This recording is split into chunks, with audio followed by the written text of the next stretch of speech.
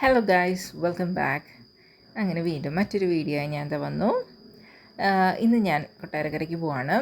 കഴിഞ്ഞ ദിവസം വീഡിയോയിൽ പറഞ്ഞ പോലെ പാപ്പൻ്റെ റിട്ടയർമെൻറ്റ് ഫംഗ്ഷനാണ്. അപ്പോൾ ഞാനും ചേട്ടനും ലാലുമാണ് കേട്ടോ ഇന്ന് പോകുന്നത്. ലൂഡോ അമ്മ ഓൾറെഡി കൊട്ടാരക്കരയിലാണ്. ഞങ്ങൾ ഏർലി മോർണിംഗ് തന്നെ യാത്ര തിരിച്ചു. നമ്മൾ രാവിലെ തന്നെ എത്താമല്ലോ. പിന്നെ ഇടയ്ക്ക് എൻ്റെ വീട്ടിൽ കയറി നമ്മൾ രാവിലെ ബ്രേക്ക്ഫാസ്റ്റ് ഒക്കെ കഴിച്ചു കേട്ടോ. അങ്ങനെ കോട്ടയം എത്തി. കോട്ടയം എനിക്ക് ഒരുപാട് നൊസ്റ്റാൾജിയുള്ള ഏരിയ ആണ്. ബിക്കോസ് പണ്ട് എറണാകുളം വരുന്നേക്കാൾ കൂടുതൽ ഞാൻ കോട്ടയമായിരുന്നു പോയിക്കൊണ്ടിരുന്നത്. ഈവൻ ഷോപ്പിങ്ങിനായാലും എന്ത് ആവശ്യത്തിനാണേലും. അങ്ങനെ ലാലൊരു ഉറക്കമൊക്കെ കഴിഞ്ഞ് എണീറ്റു. ഞങ്ങൾ 3 പേരും ഒരുമിച്ചുണ്ടാവുന്ന ടൈം വളരെ കുറവാണ് കേട്ടോ. കാരണം ഞങ്ങൾ ഡേ ടൈം ഷിഫ്റ്റ് ആയിരുന്നു, ലാലിന് നൈറ്റ് ഷിഫ്റ്റുമാണ്. അപ്പം ഞങ്ങൾ ജോബ് കഴിഞ്ഞ് വരുന്ന ടൈമിൽ ആൾ ഓഫീസിൽ പോകും. അങ്ങനെ വർത്താനമൊക്കെ പറഞ്ഞെങ്കിൽ പോന്നു. അപ്പോൾ ഒരു ചായ കുടിച്ചാലോ എന്നൊരു തോന്നൽ. അങ്ങനെ ചായ കുടിക്കാൻ പറ്റിയ ഒരു സ്പോട്ട് നോക്കി ഞങ്ങളൊരു ചേച്ചിയുടെ കട കണ്ടുപിടിച്ചു.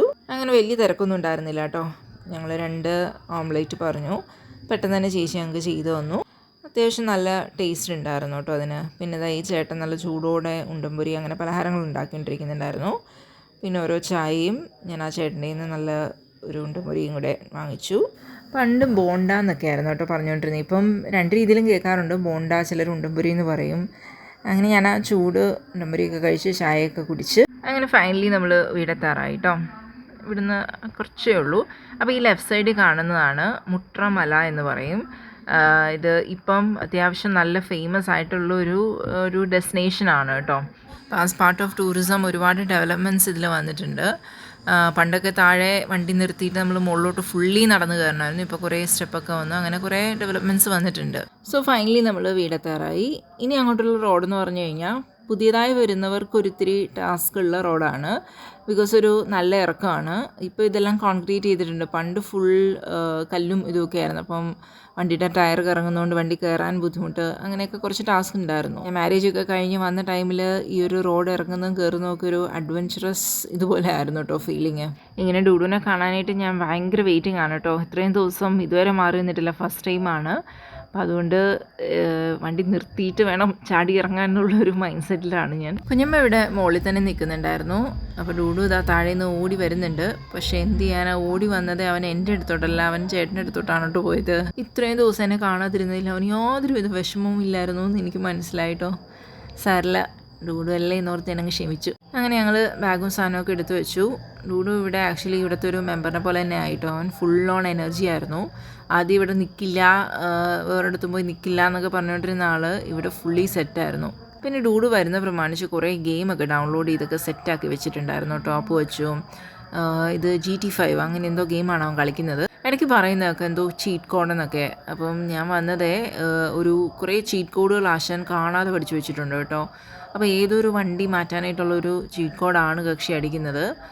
ചില ഇംഗ്ലീഷ് വേർഡ്സ് പഠിക്കാനോ അല്ല അതിൻ്റെ സ്പെല്ലിങ്സ് ഒക്കെ പഠിക്കാനായിട്ട് ഇത്തിരി മടി കാണിക്കുന്ന ആശാൻ സകലമാന ചീറ്റ് കോഡുകളും പഠിച്ചു വെച്ചിട്ടുണ്ട്. അതായത് ഈ ചില ഷോർട്ട് വീഡിയോസൊക്കെ കാണുമ്പോൾ അതിനകത്ത് വരുന്ന കോഡൊക്കെ അവൻ ചിലപ്പം എഴുതി വെക്കാറുണ്ട്, അല്ലെങ്കിൽ അതിൻ്റെ സ്ക്രീൻഷോട്ടൊക്കെ എടുത്ത് വെക്കും കേട്ടോ. അതൊക്കെ എന്നിട്ട് ഇങ്ങനെ യൂസ് ചെയ്യാറുണ്ട്. ഞാൻ ഈ വീഡിയോ ഗെയിംസ് കളിയിൽ അത്ര എൻ്റർടൈൻ ചെയ്യാറില്ല. പക്ഷേ നമുക്ക് പണ്ട് മിസ്സായ കുറേ കാര്യങ്ങളൊക്കെ അവരിപ്പം ചെയ്യട്ടെ എന്ന് ഓർത്തു.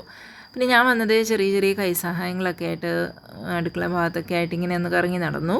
അപ്പോൾ ഇടയ്ക്ക് പുറത്ത് പന്തലിൻ്റെ പണിക്കൊക്കെ ആൾ വന്നിട്ടുണ്ടായിരുന്നു. ഇടയ്ക്ക് അവിടെ പുറത്തേക്കൊക്കെ നടക്കും, പിന്നെ അടുക്കള വഴി ഒന്ന് കറങ്ങും. അങ്ങനെ ചെറിയ ചെറിയ പണികളൊക്കെ ആയിട്ട് ഞാനങ്ങനെ ഭാരിച്ച പണികളൊന്നും ഞാൻ എടുത്തില്ല കേട്ടോ. പിന്നെ ഇടയ്ക്ക് ഓരോ ഗസ്റ്റുകളൊക്കെ ആയി വരുന്നുണ്ടായിരുന്നു. ഇത് അച്ഛൻ്റെ ഫ്രണ്ട്സാണ്. അപ്പം അവൻ എൻ്റെ വീഡിയോ കണ്ടു എന്നൊക്കെ പറഞ്ഞു. അപ്പോൾ എനിക്ക് ഭയങ്കര സന്തോഷമായി കേട്ടോ. കാരണം ആദ്യമായിട്ടാണ് ഒരാൾ ഇത് ഇന്നലത്തെ വീഡിയോ കൊണ്ട് നല്ലതായിരുന്നു എന്നൊക്കെ പറയുന്നത്. ചേട്ടന് കുറേ കസിൻസൊക്കെ ഉണ്ട് കേട്ടോ. ചേട്ടനാണ് ഏറ്റവും മൂത്ത ആൾ. അപ്പോൾ എല്ലാവരോടും കൂടുമ്പം നല്ല രസമാണ്. ഇനിയും കുറേ പേരൊക്കെ വരാനായിട്ടുണ്ട്. ഇതാണ് കേട്ടോ അപ്പച്ചി, ചേട്ടൻ്റെ അച്ഛൻ്റെ പെങ്ങളാണ് കക്ഷി.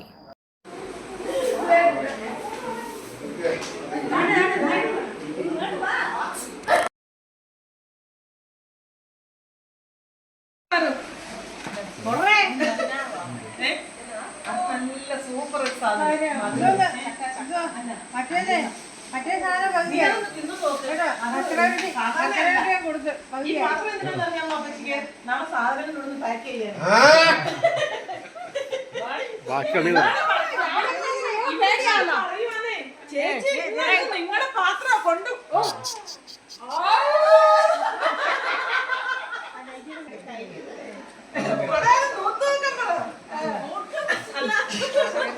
കുഞ്ഞമ്മയുടെ ചേച്ചിയാണ് കേട്ടോ.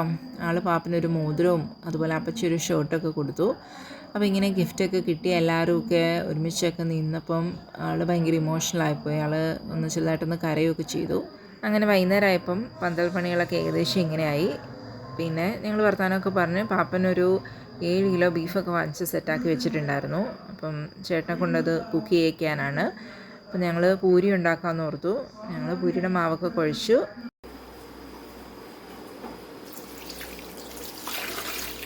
അങ്ങനെ finally Aji Ghosh cooking start ചെയ്തു.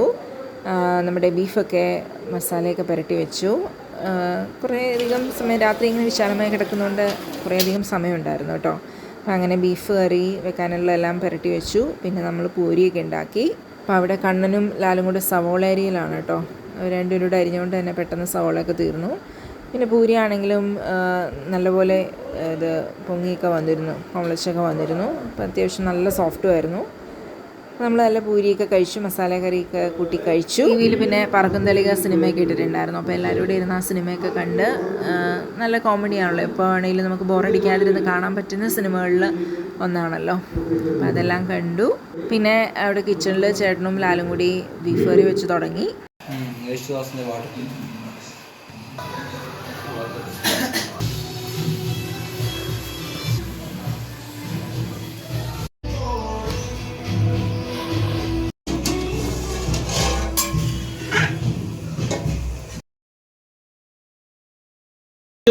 എന്ന് വിളിക്കുന്ന സജീന് ഇത്രയും മനോഹരമായ ഗാനം ആലപിച്ചതിന് നന്ദി അറിയിച്ചുകൊണ്ട് താങ്ക് യു വെരി മച്ച്. അടുത്ത ഒരു ഗാനം ആലപിക്കാനായി അച്ചു എന്ന് വിളിക്കുന്ന അനന്തഗോപാൽ പാടൽ ആലപിക്കുന്ന. അപ്പോൾ ഇതൊക്കെയാണ് കേട്ടോ ഞങ്ങളുടെ ഇന്നത്തെ വിശേഷം. അങ്ങനെ ബീഫ് കറി അടുപ്പത്ത് കിടന്നാവുന്നുണ്ട്. അതിൻ്റെ വീഡിയോ ഞാൻ നാളത്തേക്ക് ഇടാം. കാരണം ഇന്നിപ്പോൾ ഇത് ഞാൻ കണ്ടിന്യൂ ചെയ്താൽ ഇതൊരു നോൺ സ്റ്റോപ്പ് ആയി പോവും. അപ്പോൾ എൻ്റെ വീഡിയോ ഇഷ്ടമായാൽ സബ്സ്ക്രൈബ് ചെയ്യുക, ലൈക്ക് ചെയ്യുക.